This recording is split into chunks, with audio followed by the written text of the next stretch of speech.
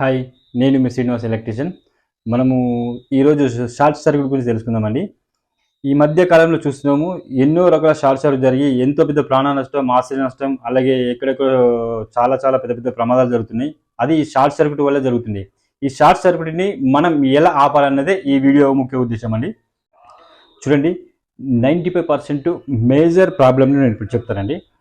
మీరు మీ ఇంట్లో కానీ, మీ ఆఫీస్లో కానీ, మీ అపార్ట్మెంట్లో కానీ, మీ ఫ్యాక్టరీలో కానీ మీరు ఎలక్ట్రికల్ వర్క్ చేసుకునే టైంలో మీరు వాడే వైరు డూప్లికేట్ వైరు లేదా నాసి రకం వైరు వాడడం వల్ల ఈ షార్ట్ సర్క్యూట్ ప్రమాదం ఎక్కువ జరుగుతుంది.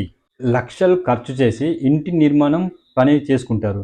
ఎలక్ట్రికల్ వర్క్ వచ్చేసరికి మీరు తక్కువ ఖర్చుతోని ఎక్కడ దొరుకుతున్నాయో వెళ్ళి ఆ తక్కువ ఖర్చుకు వచ్చే ప్రైజ్కి వచ్చే వైర్లను కొనుకొచ్చుకొని మీ ఇంటికి వైరింగ్ చేసుకుంటున్నారు.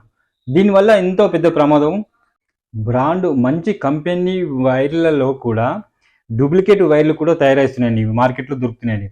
ఇప్పుడు ఒరిజినల్ వైర్ అనుకొని మీరు ఎంత రేట్ అయినా పెట్టి కొని తెచ్చుకుంటున్నారు, అందులో కూడా డూప్లికేట్ వస్తున్నాయి.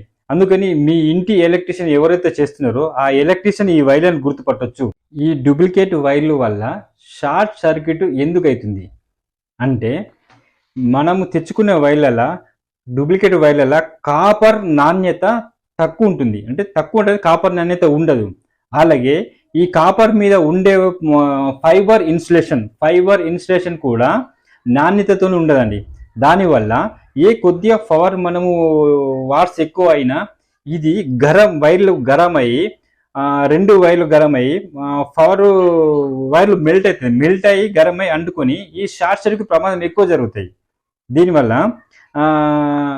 ఏదైతే మనకు వాడకంలో ఉన్న ఐటమ్స్ ఇస్తామో పవర్, అవి కూడా బ్లాస్ట్ అయ్యే ఛాన్స్ ఉన్నాయి. మన ఇల్లు కూడా మొత్తం కూడా ఫైర్ అయ్యే ఛాన్స్ ఉంటుందండి.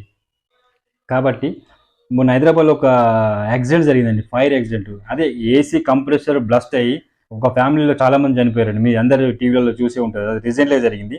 అది కూడా వైర్లలో నాసి రకం వైర్లు వాడడం వల్ల లేదా డూప్లికేట్ వైర్ వాడడం వల్ల ఆ ప్రమాదం జరిగిందండి. అందుకే చెప్తున్నాను, మీరు వైరింగ్ చేసుకున్న టైంలో కంపల్సరీ వైరు ఒరిజినలా లేదా డూప్లికేటో 1కి 10 సార్లు చెక్ చేసుకున్న తర్వాతనే మీరు ఆ వైరింగ్ చేసుకోవాలా. అది మీరు ఎలా గుర్తుపట్టాలన్నది మీ ఇంటి ఎలక్ట్రీషియన్ వర్క్ చేసే ఆ ఎలక్ట్రీషియన్ తప్పకుండా గుర్తుపడతారండి. ఆ ఎలక్ట్రీషియన్ సంప్రదించినాకనే మీ వైరింగ్ చేసుకోండి.